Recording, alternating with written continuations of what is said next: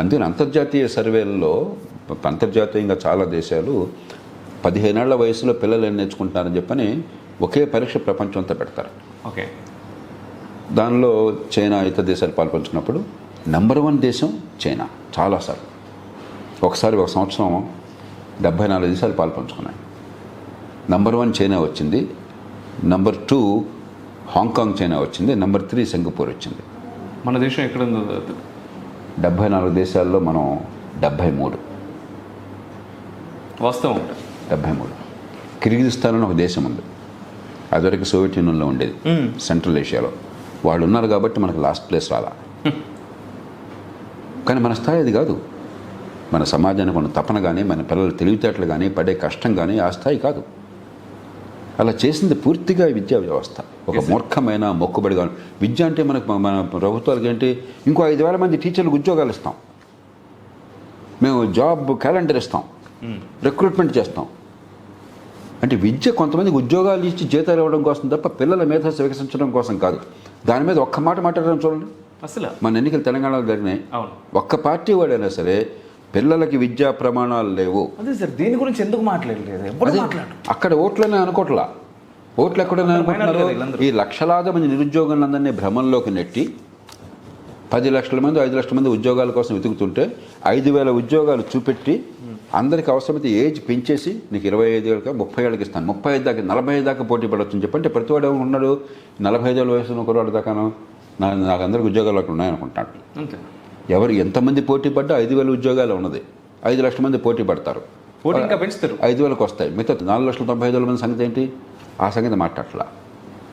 మన రాజకీయం దాని చుట్టూ నడుస్తుంది అంతే తప్ప విద్య అన్నది పిల్లల కోసం, ఆ స్కూల్కి వెళ్ళే పిల్లల కోసం, ప్రతి బిడ్డకి మేధస్సు వికసించడం కోసం, ఆధునిక సమాజంలో ఆర్థిక వ్యవస్థలో ప్రతి వాళ్ళు భాగస్వాములుగా ఉండటం కోసం, ఏ కులంలో పుట్టిన పుట్టుక బిడ్డ భవిష్యత్తుకు అంతరాయం కలగకూడదు అన్న భావన లేనటువంటి రాజకీయాన్ని, పరిపాలనని మనం చూస్తున్నాం.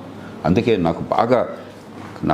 నేను సాధారణంగా కోపం తెచ్చుకోను, కానీ బాగా కోపమో ఆర్తి ఏమన్నా ఉందంటే ఈ దేశంలో కోటాను కోట్ల మంది పిల్లలకు వాళ్ళు ఏ పాపం ఎరగకుండా కేవలం పుట్టుక నేపథ్యంలో ఏ తల్లి గర్భాన బిడ్డ పుట్టిందన్న కారణంగా వాళ్ళ మేధస్సు వికసించాలని చెప్పి నన్ను చాలా దహించేస్తుంది.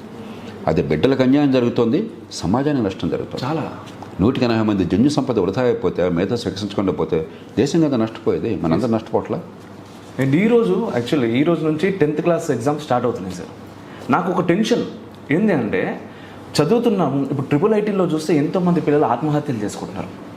అంటే చదువుకునేది మనం బ్రతకడానికి, బట్ ఆ చదువు ద్వారా బతుకునే మాకు వద్దు అనుకొని పోయే జనాలు చాలామంది ఉన్నారు. ఇప్పుడు రిజల్ట్స్ వస్తున్నాయి అంటే నాకు భయం సీరియస్గా. 10th క్లాస్ ఎగ్జామ్స్ అంటే మా తమ్ముడు చెల్లె వీళ్ళందరూ వాళ్ళు రాత్రి ఫోన్ చేసి అర్ధగంట సేపు మాట్లాడాను నేను, మీరు ఎక్కువ స్ట్రెస్ తీసుకోకూడదు ఏంది అనే దాని గురించి అని. అంటే ఇదే ర్యాంకులు మాత్రమే చదువులో దీనిలో 2 ఉన్నాయి, ఒకటి పాజిటివ్, ఇంకొకటి నెగిటివ్. Yes sir. నెగిటివ్ ఏమిటంటే ప్రధానంగా ఒత్తిడి పెంచే పరీక్షలు తప్ప బుద్ధి కుశలత పరీక్షించే పరీక్షలు కాదు. బాగా బట్టి పడితే కానీ మీకు అక్కడికి వెళ్ళదు, అంతేగాని మేధస్సు చోట్ల మీరు విషయం అర్థం చేసుకుని, కాన్సెప్ట్ అర్థం చేసుకుని ఉపయోగించడం నేర్చుకున్నారనుకోండి, అది ఒక్క రాత్రి వచ్చేది కాదు, ఒక్క రాత్రి పోయేది కాదు, ఒత్తిడి ఉండదు, గోల్ స్పష్టంగా ఉంటుంది కాబట్టి నిరంతరం నేర్చుకుంటాము, మనం పనికొచ్చేవాళ్ళు తయారవుతాం. ఎప్పుడైతే లాస్ట్ మినిట్లో బట్టి పట్టేసి లాస్ట్ 3 years క్వశ్చన్ పేపర్లో 5 years క్వశ్చన్ పేపర్లో బట్టి పట్టేసి ఆ రోజున ముక్కును పెడితే నీకు మార్కులు వస్తే లేకపోతే లేదన్న పరిస్థితి వచ్చిందో స్ట్రెస్ పెరిగిపోతుంది. స్ట్రెస్ పెరిగిన విషయ పరిజ్ఞానం రావట్లా. విషయ పరిజ్ఞానం లేనటువంటి ఒత్తిడి చాలా విచిత్రమైంది. కనీసం మేధస్సు వికసించి విషయం నేర్చుకోగలిగి ఉపయోగించగలిగారు అనుకోండి, ఒత్తిడి ఉన్న తప్పదండి. మరి సమాజంలో నెగ్గుకోవాలంటే కొంత ఒత్తిడికి అనుభవించవచ్చు. ఇది 2కి పని కాకుండా పోతుంది. అంచేత ఆ పిల్లలకి పునాదులు ఎప్పుడైతే లేకుండా పోయినాయో, ఎంసెట్ స్థాయిలో మరో స్థాయిలో IIIT మరదనకాలని చెప్పి బోర్డంతా ఒత్తిడి పెడతాం మనం. వాటికి ఏం ఫౌండేషన్ లేదు. ఆ ఫౌండేషన్ లేకుండా పైన ఎట్లా కడతారు మీరు మాట, అది కూలిపోతుంది. ఆ పిల్లోడు చెప్పినా మనకు అర్థం కాదు. ఆడు చేస్తున్నాను, నువ్వు చేయరావా, చేయకపోతే డొక్క బాధ చేస్తాను, లేదా అవమానం, లేదా పోలిక రోజు ఉంటుంది.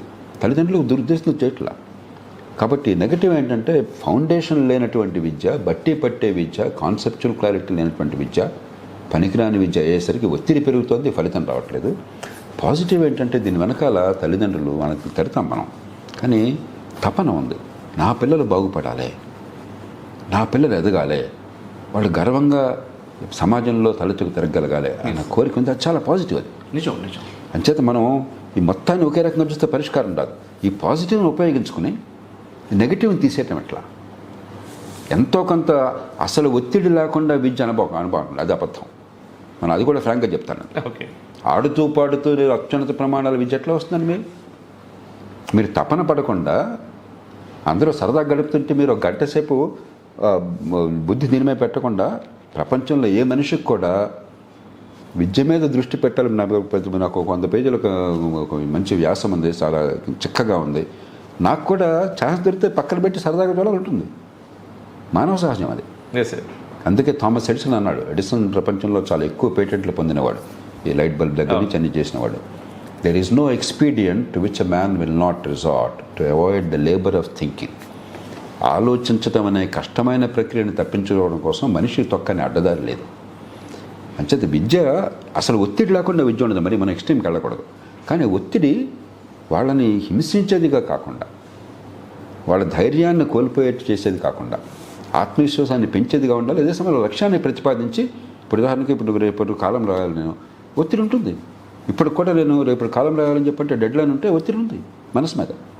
ఈసారి ఏ టాపిక్ తీసుకోవాలి, ఆ టాపిక్ ఏ రకంగా డీల్ చేయాలి, నాకు ఒక పట్టుదల. నేను ఒకసారి రాస్తే 30 ఏళ్ళ తర్వాత చదివినా కూడా దానికి ఒక ప్రామాణికత ఉండాలని చెప్పని. మరి ఆ రకంగా ఉండాలంటే ఎలా? ఇప్పుడు మీరు ఉంది, రేపు పొద్దున మీకు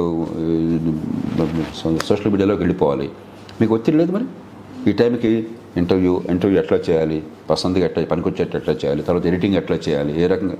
కాబట్టి ఒత్తిడి లేకుండా మీరు విజయం సాధించడం అసాధ్యం. కానీ ఒత్తిడి హింసించేదిగా ఉండకూడదు, సృజనశక్తిని పెంచేదిగా ఉండాలి. అని ఎక్స్ట్రీమ్కి వెళ్ళిపోయేసి ఆడుతూ పాడుతూ పైలా పర్చేసి కానీ కూడా అనకూడదు. బ్యాలెన్స్ ఉండాలి. ఆటలకు ఉన్నది, విద్యను కూడా సరదాగా ఉండేట్టు చేయొచ్చు. నిరర్ధకంగా రసహీనంగా బట్టి పట్టేసి ఏమి బుర్రలోకి ఎక్కకుండా చేసేది విద్య కాదు.